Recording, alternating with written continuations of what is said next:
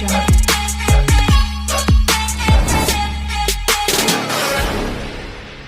Hi friends, అందరికీ నమస్కారం. ఈ రాజీవ్ యువ వికాసం స్కీము ఎప్పుడు స్టార్ట్ అవుతుందని చాలా మంది అయితే నిన్నటి నుంచి అయితే వెయిట్ చేస్తున్నారు. ఈ రాజీవ్ యువ వికాసం స్కీము అసలు స్టార్ట్ అవుతుందా కాదా అని కూడా చాలా మంది అయితే డౌట్ అయితే ఉండే. చివరిగా ఈ రాజీవ్ యువ వికాసం స్కీమ్ అయితే ఈ రోజు 6 గంటలకు స్టార్ట్ కావడం అయితే జరిగింది.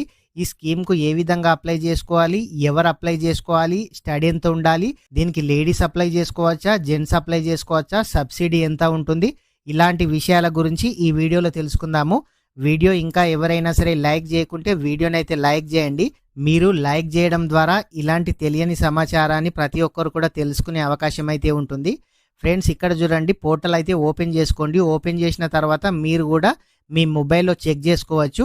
ప్రతి ఒక్కరు కూడా SC corporation, ST corporation, BC corporation, MBC corporation, BC federation, minority registration, Christian minority registration, ఈ స్కీమ్కి అప్లై చేయాలనంటే ప్రతి ఒక్కరి దగ్గర ఆధార్ కార్డ్ అయితే ఉండాలి. ఆధార్ కార్డ్ కంపల్సరీగా ఉంటుంది.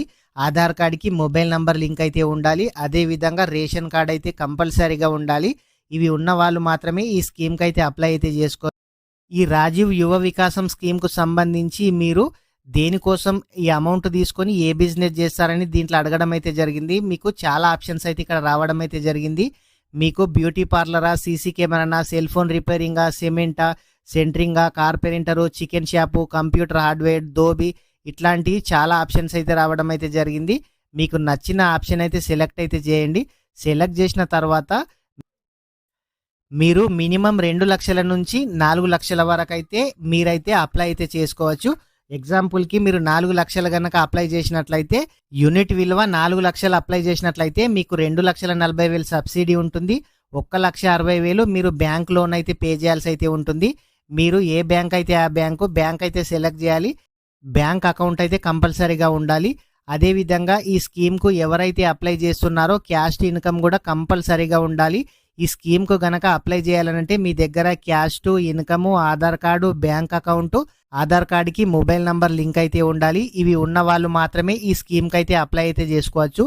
ఈ స్కీమ్కు ఏ విధంగా మీరే మీ మొబైల్లో అప్లై చేసుకోవాలో ఇంకొక వీడియో చేయడం అయితే జరుగుతుంది. ఫ్రెండ్స్, ఇంకా ఎవరైనా సరే ఈ వీడియో కనుక లైక్ చేయకుంటే వీడియోని అయితే లైక్ చేయండి.